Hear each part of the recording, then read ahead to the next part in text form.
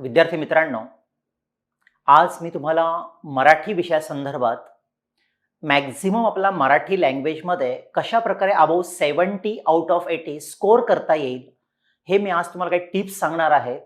जर तुम्ही त्याप्रमाणे फॉलो केलं तर निश्चितपणे तुम्हाला अबाव 70 मिळतील, यात अजिबात शंका नाही.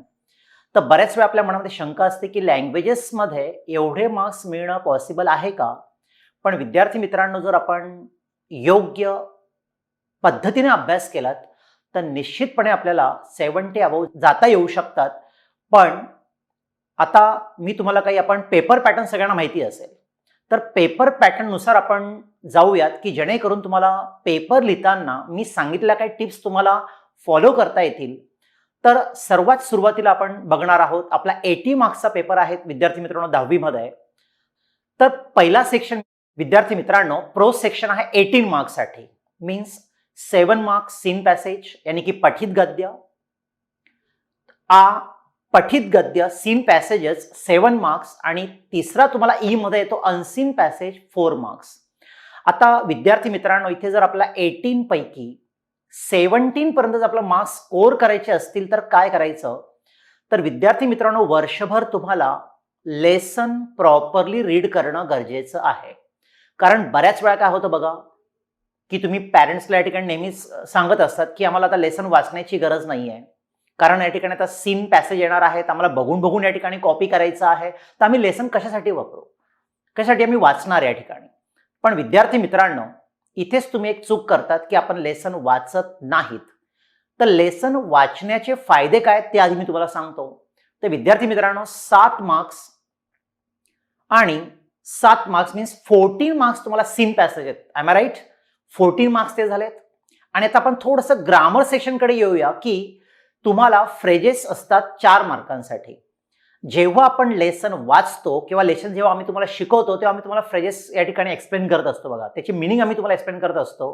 कारण 1 मार्क्स आहे फ्रेजेसचं मिनिंग सांगण्यासाठी आणि 1 मार्क्स आहे तुम्हाला सेंटेन्स बनवण्यासाठी. आणि जेव्हा आपण लेसन आम्ही शिकवतो किंवा तुम्ही लेसन वाचतात तेव्हा तिथेच तुमचे 4 मार्क्सची तयारी होत असते ग्रामर मधली. त्यानंतर पुढचा सेक्शन बघा मित्रांनो, शब्द संपत्ती म्हणून ग्रामरमध्ये बघा. त्यामध्ये समानार्थी, विरुद्धार्थी, वचन बदला, लिंग बदला आणि शब्द समूह अशा 5 ऍक्टिव्हिटी तुम्हाला शब्द संपत्तीमध्ये आहेत. आणि त्यापैकी 4 गुणांसाठी तुम्हाला 4 ऍक्टिव्हिटी येतात. आणि विद्यार्थी मित्रांनो, लेसन मधलेच तुम्हाला समानार्थी, विरुद्धार्थी, लिंग, वचन विचारले जातात. हे झाले 4 मार्क्स. पुढे 2 मार्क्स तुम्हाला एक करेक्ट दिस सेंटेन्स, लेखन नियमानुसार वाक्य शुद्ध करा, 2 मार्क्स. आणि शेवटचा एक प्रश्न आहे तुम्हाला, पंक्च्युएट द फॉलोइंग, विराम चिन्हांचा वापर करा. हे सुद्धा लेसन मधलेच तुम्हाला मॅक्झिमम येतात मित्रांनो. मग आपण काउंट जर केलं, पंक्च्युएट द फॉलोइंग 2 मार्क्स, लेखन नियम 2 मार्क्स, शब्द संपत्ती 4 मार्क्स आणि फ्रेजेस 4 मार्क्स. 12 मार्क्स तुमचे ग्रामरमध्ये लेसनवर आधारित प्लस 14 मार्क्स तुमचे सीन पॅसेज. म्हणजे जो विद्यार्थी अतिशय मनापासून लेसनचं प्रॉपरली रीडिंग करणार त्याला 26 मार्क्स त्याच्या पॉकेटमध्ये. दुसरं एक मुलांची एक थोडीशी कंप्लेंट असते की सर, स्वमतमध्ये आम्हाला प्रॉब्लेम येतो. आणि जे मुलं लेसन प्रॉपरली रीड करतात त्यांना स्वमतमध्ये देखील प्रॉब्लेम येणार नाही. स्वमत लिहिण्याची टेक्निक मी तुम्हाला सांगतो मित्रांनो. 3 मार्कासाठी स्वमत असतं. तर त्यामध्ये सुरुवात तुम्ही इंट्रोडक्शनने करा. फॉर एक्झाम्पल, जसे लेखकाचे शाल संदर्भात आठवणी सांगितलेल्या आहेत तसेच तुमच्या एखाद्या वस्तूबाबत आठवणी तुम्ही सांगा, असा एक प्रश्न तुम्हाला येऊ शकतो. तेव्हा लेखक राग जाधव यांच्या शाल या पाठामध्ये लेखकाने शाली संदर्भात आपल्या विविध आठवणींना उजाळा दिलेला आहे. हे इंट्रोडक्शन येणं गरजेचं आहे. आणि मग पुढे तुम्ही तुमचा स्वतःचा एक्सपिरियन्स विद्यार्थी मित्रांनो लिहा. तुम्ही एखाद्या वस्तूशी अटॅच असाल, इमोशनली तुमचा ते बॉन्ड असेल त्या वस्तूशी, ते लिहा. नोट्स मधलं उत्तर कृपया लिहू नका, कारण स्वमतचा पर्पज आहे की 10वीच्या विद्यार्थ्यांनी त्यांचा स्वतःचा एक्सपिरियन्स लिहिणं गरजेचं आहे, ना की डायजेस्ट मधला. हे लक्षात घ्या. म्हणजे फॉर एक्झाम्पल, लहानपणी मला माझ्या वडिलांनी एक पेन दिला होता. तो पेन मी आजही जपून ठेवलेला आहे. आणि तो पेन जेव्हा जेव्हा मी बघतो तेव्हा मला वडिलांची आठवण येते.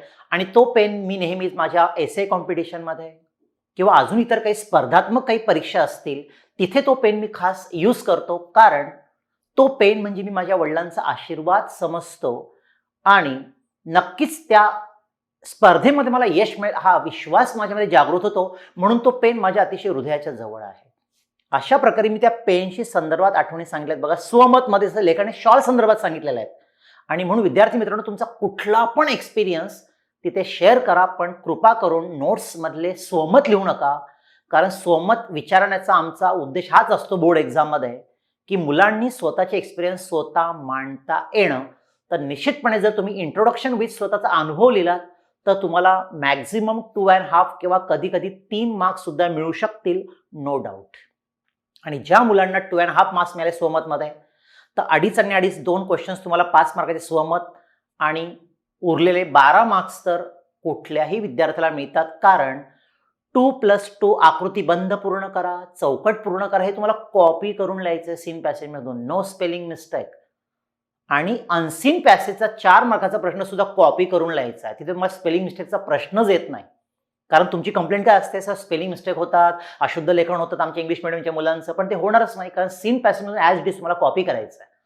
म्हणजे काय, 2-2 मार्काचे आकृतीबंध दोघी सीन पॅसेजमध्ये, म्हणजे झाले 8 मार्क्स आणि 4 मार्क सीन पॅसेज. 12 ते मार्क साधारण मधल्या साधारण मुलाला देखील मिळायलाच हवेत. आणि प्रश्न आला स्वमतचा, जे मी तुम्हाला आधीच आता सांगितलं, स्वमत कशा प्रकारे लिहायचं. जर तुम्ही अशा प्रकारे मुलांना जो पहिला प्रश्न सॉल्व्ह केला तर तुम्हाला 18 मधून 17 मार्क्स मिळाल्याशिवाय राहणार नाहीत. तर अशा प्रकारे तुम्ही लेसन वर्षातून किमान एक लेसन 10 ते 12 वेळा तरी तुम्ही प्लीज रीड करा.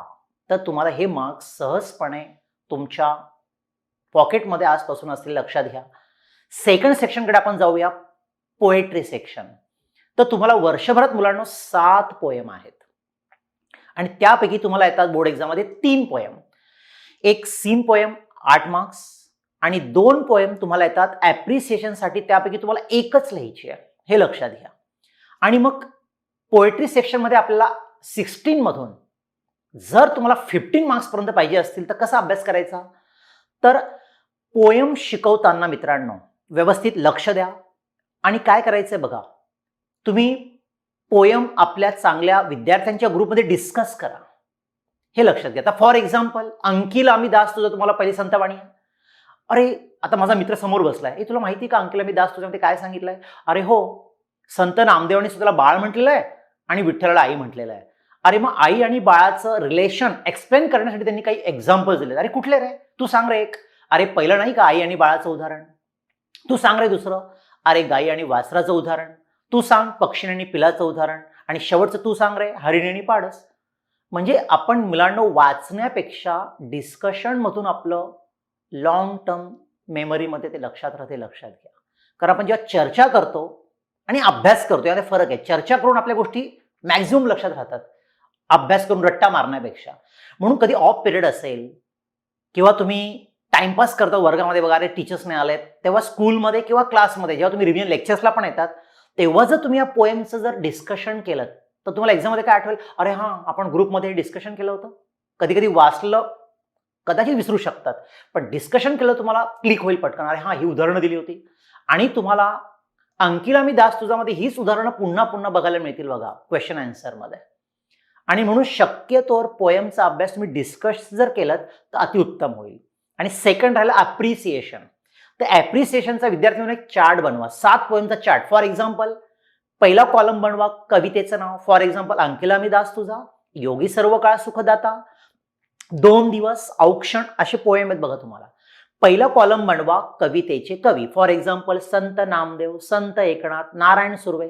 सेकंड कॉलम कवितेचा विषय, विठ्ठलाला आई म्हणून स्वतःला बाळ त्यांनी मानलेलं आहे आणि आई आणि बाळाचं नातं कशा प्रकारे आहे हे पटवून देण्यासाठी त्यांनी दृष्टांत सांगितलं. हा झाला विषय, हे लक्षात घ्या. मग असं जर कॉलम तुम्ही जर एकाच पेजवर बनवलात आणि जो आपल्या स्टडी रूममध्ये लावलात, स्टडी टेबलवर तुम्ही स्टिक केलात, तर बघा विद्यार्थी मित्रांनो, एका क्षणात तुमचे 7ही पोएम तुमच्या नजरेसमोर असतील आणि येता जाता फक्त ते पाठ करा. आता बघा, संत नामदेव, संत एकनाथ, नारायण सुर्वे हे बोलायला मला 0 मिनिटं लागलीत, हे झाला तुमचा 1 मार्क्स. तर येता जाता तो ॲप्रिशिएशनचा एक चार्ट तुम्ही वाचत चला, बघत चला, डिस्कस करत चला. आणि मी तर सांगेल ॲप्रिसिएशन तुम्ही बाय हार्टच करा. ॲज इट इज तुम्हाला जाऊन एक्झाममध्ये लिहायचं आहे. तुम्हाला पॉईंट्स दिलेले असतील. कवी, विषय, आवडण्याची न आवडण्याची कारणे, कवितेतून मिळणारा संदेश आणि कवितेचे मिनिंग्स. तर तुम्ही बाय हार्ट केलं तरी काही फरक पडत नाही, कारण ॲज इट इज तुम्हाला ते लिहायचं आहे. म्हणून तो रसग्रहणाचा प्रश्न शक्यतो तुम्ही बाय हार्ट करा, तर तिथेही तुम्हाला 7.5 मार्क्स नक्कीच मिळतील. तर अशा प्रकारे तुम्ही पोएम डिस्कस करा, रसग्रहणाचा चार्ट बनवा, तो आपल्या स्टडी रूममध्ये लावा आणि वर्षभर त्याचा प्रॉपरली स्टडी करा. पोएट्री सेक्शनमध्ये तुम्हाला 16 मधून 15 मार्क्स नक्कीच मिळतील, यात शंका नाही. त्यानंतर आपला थर्ड सेक्शन आहे स्थूल वाचन, रॅपिड रिडिंग, 6 मार्क्स. तर यामध्ये मित्रांनो तुम्हाला 4 स्थूल वाचन आहेत. एक्झाममध्ये येतात 3 क्वेश्चन, लिहायचे आहेत 2. Not quantity but quality study. कुठलाही एक स्थूल वाचन, मी तुम्हाला डिसेंबर नंतर म्हणतोय, आफ्टर दिवाळी, कुठलाही एक रॅपिड तुम्ही ऑप्शनला टाकू शकतात. का?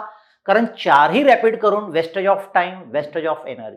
काय फायदा मला सांगा? 3च क्वेश्चन येणार आहेत, 2च लिहायचं, मग 4 का करायचे आहे? त्या 3 रॅपिडवर तुम्ही फोकस्ड करा. आणि जनरली मित्रांनो एक्झरसाइज खालचेच क्वेश्चन्स येतात, हे लक्षात घ्या.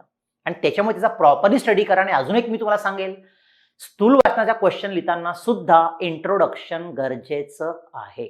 इंट्रोडक्शन नक्कीच लिहा. मोठ्या होत असलेल्या मुलांनो, या पाठामध्ये अनिल काकोडकर यांनी मोठ्या होत असलेल्या मुलांना आपले आयुष्यातील 2 अनुभव सांगितलेले आहेत. झालं इंट्रोडक्शन. आणि हायलाईट करा मित्रांनो, पेपर प्रेझेंटेशनचं एक आपण लेक्चर कधी ना कधी घेऊया. तर त्यामध्ये मोठ्या होत असलेल्या मुलांनो, अनिल काकोडकर याखाली अंडरलाईन करा, की जेणेकरून एक्झामिनर जेव्हा पेपर चेक करणार तर तो हायलाईट, हा मुलगा इंट्रोडक्शन सहित लिहितोय म्हणजे त्याचा अभ्यास प्रॉपरली झालेला आहे, हे एक इम्प्रेशन एक्झामिनरचं तयार होतं त्याच्या मनामध्ये. आणि म्हणून स्वमतमध्ये स्थूल वाचनामध्ये इंट्रोडक्शन लिहायला विसरू नका. हे एक बेस्ट इम्प्रेशन तुमचं पेपर प्रेझेंटेशनमध्ये असणारे लक्षात घ्यायचं आहे. आणि जर तुम्ही विथ त्या ठिकाणी इंट्रोडक्शन लिहिलं तर तुम्हाला नक्कीच 2.5 मार्क्स तर नक्कीच 3 मार्क्समधून मिळतात. 2.5 5 मार्क्स तुम्हाला वाईटला वाईट मिळणारच मिळणार स्थूल वाचनामध्ये. पण ते क्वेश्चन देखील तुम्ही बाय हार्ट करायला हरकत नाही. पण इथे मी तुम्हाला अलर्ट करणार आणि बाय हार्ट करायला लावलेत. पण मोठ्या होत असलेल्या मुलांमध्ये तुम्हाला एक क्वेश्चन दिलेत बेटा, 4था आणि 5वा क्वेश्चन तुम्हाला दिलेत बघा, की अनुभवातून शिकणे अधिक परिणामकारक असते. आता इथे तुमचा सेल्फ एक्सपिरियन्स लिहायचा आहे, डायजेस्ट मधला नाही. अशी एखादी गोष्ट सांगा जी तुम्ही एक्सपिरियन्स मधून शिकलेला आहात. बरोबर की नाही? सायकल आपण चालवतो, गाडी आपण शिकतो, अनुभवातून आपण शिकतो. पहिल्यांदाच आपण गाडीत बसल्यावर भन्नाट गाडी आपण कधी चालवत नाही, सायकल आपण कधी भन्नाट चालवत नाही. सुरुवातीला काय काय होतं हे तुम्हाला सांगण्याची गरज नाहीये. अरे हो, मी 2-4-8 वेळा माझं ढोपर या ठिकाणी सालपटे निघालीत, रक्त निघालं, पडलो, हाताला लागलं, असे किती अनुभव. आणि नंतर तुम्ही कुठेतरी 8व्या-9व्या दिवशी कॉन्फिडन्स तुमचा वाढतो आणि तुम्ही सायकल किंवा गाडी चालवायला शिकतात. अनुभवातून शिकणं इफेक्टिव्ह आहे, हे लक्षात घ्या. किंवा एखाद्या मुलीचं एक उदाहरण आपण घेऊया, चपाती. ही सुद्धा तुम्ही अनुभवातून शिकता. सुरुवातीलाच तुम्हाला एकदम गोलाकार चपाती वगैरे असं काही येणार नाहीये. सुरुवातीला गोंधळ होणार, काही ना काही कमी जास्ती होणार, पण एक दिवस असा येणार की तुम्ही परफेक्ट भाजी चपाती बनवायला शिकणार. असा कुठला तरी एक एक्सपिरियन्स जो तुम्ही कधी ना कधी घेतलेला असतो मित्रांनो, लक्षात घ्या. असा कुठला व्यक्ती नाहीये की तो काही शिकलेलाच नाही चुकांमधून. आणि म्हणून प्रत्यक्ष अनुभवातून शिकणं खूप इफेक्टिव्ह असतं. हा तुमचा प्लीज स्वतःचा एक्सपिरियन्सला जर आलं तर तेच एक्झामिनरला आवडेल.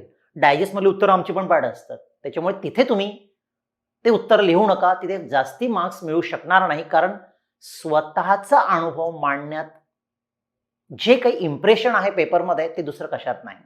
आणि स्थूल वाचनाच्या बाबतीत काही प्रश्न तुम्ही बिलकुल बाय हार्ट करा, पण जर स्वमतावर आधारित आलेत तर मात्र तुमचा अनुभव लिहा, नक्कीच तुम्हाला छान मार्क्स मिळतील. कारण आम्हाला बोर्डाचे पेपर चेक करताना हेच वाचायला आवडतं की अरे मुलाने स्वतः लिहिलेलं आहे, ना की कुठले नोट्स कॉपी केलेले आहेत. तर नक्कीच तुम्हाला त्या ठिकाणी बेस्ट इम्प्रेशन तुमचं पडतं आणि तुम्हाला छान मार्क्स मिळतात. आणि आता पुढचा सेक्शन आहे ग्रामर सेक्शन, जिथे आउट ऑफ मिळायलाच पाहिजेत, कारण ग्रामरमधले 12 मार्क्स मी सुरुवातीला एक्सप्लेन केलेले आहेत लेसनवर आधारित. आणि विद्यार्थी मित्रांनो, तुम्हाला फक्त मेन टॉपिक ग्रामरमध्ये 2च आहेत. मेन टॉपिक वाक्य प्रकार आणि वाक्य रूपांतर. आणि वाक्य प्रकार तर मित्रांनो तुम्ही झोपेत सुद्धा लिहू शकतात. वाक्य प्रकार किती इझी आहेत. वाक्यामध्ये क्वेश्चन मार्क असेल तर लहान मुलगा पण सांगेल प्रश्नार्थक वाक्य, एक्सक्लेमेटरी मार्क असेल तर सांगेल उद्गारार्थी वाक्य, ऑर्डर असेल तर सांगेल आज्ञार्थी वाक्य. आणि तुम्हाला फक्त वाक्यांचा प्रकार लिहायचा, सेंटेन्स लिहायची नाही आन्सर शीटमध्ये, लक्षात घ्या. तू गावी गेला होतास का, फक्त क्वेश्चन पेपरमध्ये लिहा, आन्सर शीटमध्ये लिहा प्रश्नार्थक वाक्य. तू जेवण कर, आज्ञार्थक वाक्य. बस फक्त प्रकार लिहायचा, सेंटेन्स लिहायची गरज नाही आन्सर शीटमध्ये. एवढं इझी ग्रामर तुम्हाला. आणि वाक्य रूपांतर, त्याचे रूल्स, त्याची प्रॅक्टिस व्यवस्थित करा. नक्कीच त्यामध्ये देखील तुम्हाला आउट ऑफ मार्क्स मिळू शकतात. आणि मग फ्रेजेस, शब्दसंपत्ती, लेखन नियम, पंक्च्युएट द फॉलोइंग, जे ऑलरेडी मी तुम्हाला पहिल्या सेक्शनमध्ये क्लिअर केलं. ज्या मुलाचं लेसन प्रॉपरली रीड आहे त्याला इथे आउट ऑफ मार्क्स मिळणारच. आणि जर लेसन जर तुम्ही वाचले नसतील तर गडबड होणार. म्हणून पुन्हा इथे रिपीट करतोय, लेसन वाचायचं आवश्यक आहे किंवा वाचन करणं आवश्यक आहे, हे लक्षात घ्या. आणि ग्रामरमध्ये जर तुम्ही स्कोर केलात तर तुम्ही अबाव 70 नक्कीच क्रॉस करणार. आणि शेवटचा सेक्शन आहे क्वेश्चन नंबर 5, रायटिंग स्किल, जिथे अनेक पॅरेंट्सची, अनेक स्टुडंटची कंप्लेंट असते की सर रायटिंग स्किलमध्ये खूप कमी पडतो. कारण तुमचं इंग्लिशमध्येच त्याला काय म्हणतात, स्किल. आणि स्किल कधी येतं आपल्याला, प्रॅक्टिस मेक्स मॅन परफेक्ट. त्याशिवाय रायटिंग स्किल जमणं अवघड आहे. मी डायरेक्ट उद्या एक्झामला चाललो, निबंध लिहितोय, इम्पॉसिबल. उद्या जातोय एक्झामला, लेटर लिहितोय, इम्पॉसिबल. जरी तुम्ही लोअर क्लासमधून लेटर लिहिता आलात, एसे लिहिता आला असलात, तरी तुम्ही ऐन वेळेला एसे लेटर लिहू शकत नाही. त्यासाठी मुलांना मी एक सोपी टेक्निक देतो मित्रांनो, ती तुम्हाला सांगतो आहे. पहिला भाग आहे आपला पत्रलेखन, 6 मार्क्स. तुम्हाला सिलेबसमध्ये फॉर्मल आणि इन्फॉर्मल असे 2 टाइप्स आहेत. आणि मी मुलांना नेहमी सांगतो, इन्फॉर्मल तुम्ही ऑप्शनला टाकलं तरी चालेल, not quantity but quality study. आणि फॉर्मलमध्ये फक्त 2च लेटर आहेत, विनंती आणि मागणी पत्र. तर मित्रांनो, विनंती आणि मागणीचीच तुम्ही वर्षभर प्रॅक्टिस करा आणि त्यामध्ये 5.5 मार्क्स मिळवा. कारण अल्जेब्रा, जॉमेट्री सारखे पत्राला सुद्धा, लेटरला सुद्धा स्टेप बाय स्टेप मार्क्स असतात. फॉर एक्झाम्पल, फॉर्मॅट तुम्हाला सगळ्यांना माहिती, दिनांक, 1 लाईन सोडून प्रति, 1 लाईन सोडून सब्जेक्ट. दिनांक, प्रति आणि विषय जर तुम्ही परफेक्ट लिहिलात, 2 मार्क्स तुमचे fixed, how in any condition. पुढे काही गडबड केली तरी नो प्रॉब्लेम. पण वर जर तुम्ही परफेक्ट लिहिलात, 2 मार्क्स फिक्स. नंतर येतं body of the letter. Body of the letter फक्त 2 पॅराग्राफमध्ये लिहायचं, हे लक्षात घ्या. बॉडी ऑफ द लेटर तुम्हाला 3 मार्क्ससाठी. आणि एंड, आपला कृपाभिलाषी, पाठवणाऱ्याचा ऍड्रेस आणि ईमेल आयडी लिहायला विसरायचं नाही. त्या एंडला आहे 1 मार्क्स. 2 + 3 + 1, 6 मार्क्सला तुम्हाला लेटर आहे. त्याप्रमाणे एक्झामिनर तुम्हाला मार्क्स देतो, ना की डोळे लावून तुम्हाला 4.5, 5 मार्क्स देणार. तुमचा वरचा ऍड्रेस वगैरे कम्प्लीट आहे, 2 मार्क्स फिक्स. खालचा ऍड्रेस परफेक्ट आहे, 1 मार्क्स फिक्स. 3 मार्क्स तर वाईटातल्या वाईट मिळायलाच पाहिजेत, जे ऑलरेडी क्वेश्चन पेपरमध्ये तुम्हाला दिलेलं असतं. आणि म्हणून लेटरची प्रॉपरली प्रॅक्टिस करा मित्रांनो. तर मी नेहमी मुलांना शेड्यूल देतो की तुम्ही 24 तासातून फक्त 10 मिनिटं द्या, ओनली 10 मिनिट्स. फॉर एक्झाम्पल, सोमवारी मागणीपत्र, मंगळवारी ॲडव्हर्टाइज रायटिंग, बुधवारी न्यूज रायटिंग, गुरुवारी एसे रायटिंग अँड फ्रायडे. जर तुम्ही मंडेला मागणीपत्र लिहिलं असेल तर फ्रायडेला विनंतीपत्र, अल्टरनेट. तर साधं कॅल्क्युलेशन बघा मित्रांनो, 4 वीक्समध्ये तुम्ही 4 मागणीपत्र, 4 न्यूज रायटिंग, 4 ॲडव्हर्टाइज रायटिंग, 4 एसे आणि 4 विनंतीपत्र. मल्टिप्लाय बाय, मी फक्त दिवाळीपर्यंत तुम्हाला शेड्यूल देतोय, multiply by 7 months equal to 28. आणि जो मुलगा दिवाळीपर्यंत 28 letters, 28 news, 28 advertise and 28 essay लिहितो, इम्पॉसिबल की त्याला रायटिंग स्किलमध्ये अबाव 20 मिळू शकणार नाही. 24, 22 मार्क्स त्याला मिळणारच. एक बेस्ट स्टुडंटचा पेपर मी तुम्हाला दाखवणार आहे, तो बघा. 77 मार्क्स त्या मुलीला आहेत, 77. त्याचं प्रेझेंटेशन तुम्ही बघा. कारण त्या मुलीने सुद्धा अशाच प्रकारे कन्सिस्टंटली वर्षभर रायटिंग स्किलची तयारी केली. 30 एसे तिने वर्षभरात लिहून काढले दिवाळीपर्यंत. आणि पुढच्या सगळ्या प्रिलिम्समध्ये तिला रायटिंग स्किलमध्ये 22, 23 आउट ऑफ 24 मार्क्स मिळत गेलेत. कारण वर्षभराची तिची मेहनत होती मित्रांनो. Writing skill direct on the spot कधीच येणार नाही. जर तुम्ही या शेड्यूलप्रमाणे जर स्टडी केलात तर रायटिंग स्किलमध्ये तुम्हाला नक्कीच अबाव 20 मिळतील. ऑफकोर्स जो मुलगा रायटिंग स्किलमध्ये अबाव 20 जातोय तो हायेस्ट येतो, म्हणजे येतो 75 पर्यंत टच होतो, हे लक्षात घ्या. लेटरचं फॉर्मॅट तुम्हाला सांगितलं, कशा प्रकारे लेटर तुम्ही फक्त विनंती मागणीवरच मॅक्झिमम फोकस करा मित्रांनो, हे लक्षात घ्या. पुढचा सेक्शन आपल्या 3 ऍक्टिव्हिटी तुम्हाला येतात, NE2, news writing, advertise writing and story writing. इथे पण मी तुम्हाला थोडंसं टेक्निक देईल की स्टोरी रायटिंग शक्यतो तुम्ही ऑप्शनला टाकलं तर चालेल, कारण 3 पॅराग्राफ तुम्हाला स्टोरी लिहायची आहे. पण न्यूज आणि ॲडव्हर्टाइजचा फॉर्मॅट फिक्स. न्यूजमध्ये तुम्हाला पेज नंबर 75 वर फॉर्मॅट दिलाय टेक्स्टबुकमध्ये. आमच्या वार्ताहराकडून डेट आणि सेंटरला टायटल, जे ऑलरेडी क्वेश्चन पेपरमध्ये दिलेलं असतं, आणि नंतर टाकायचं. फॉर एक्झाम्पल, सेंट झेवियर स्कूलमध्ये योगा दिन साजरा.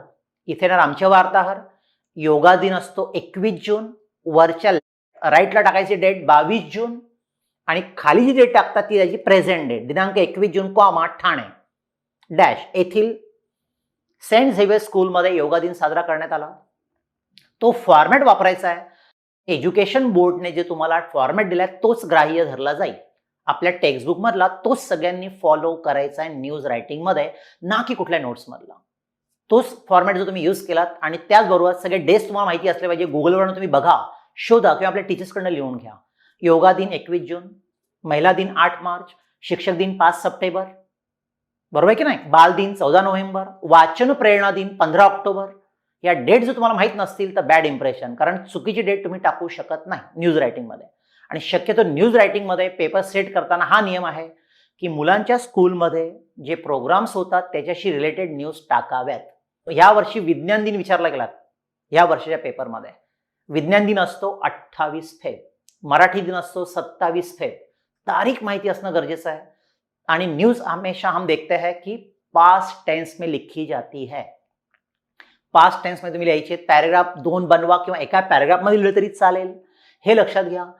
आणि न्यूजची सुद्धा तुम्ही रेग्युलर शेड्यूलनुसार प्रॅक्टिस करा, तिथे तुम्हाला नक्की छान गुण मिळतील. पुढचा ॲडव्हर्टाईज जो तुमच्या अतिशय आवडीचा विषय, किती ॲडव्हर्टाईज आपण टीव्हीवर, प्लॅटफॉर्मवर, रस्त्याच्या चौकांमध्ये, न्यूजपेपरवर बघत असतो. तर न्यूज रायटिंगमध्ये सुद्धा मुलांना 5 गोष्टी लक्षात घ्या. पहिला म्हणजे motto, second title, third features, fourth offer and last contact address, email I D. For example, आपण एक ॲडव्हर्टाईज तुम्हाला जस्ट ओरली सांगतो बघा. इची चाल तुरू तुरू, उडती केस भुरू भुरू. असे आपले केस भुरू भुरू उडावे वाटत असतील तर लावा नवरत्न तेल. पहिले मी मोठं सांगितलं, एखाद्या गाण्याची लाईन, संतवाणीची लाईन घेतली आणि टायटल नवरत्न तेल. फीचर्स, केस गळणे, केस पातळ होणे, डोकं दुखणं यांवर एकच उपाय, नवरत्न तेल. एका नवरत्न तेलाच्या बॉटलवर 50 ग्रॅम शॅम्पू शॅसे फ्री.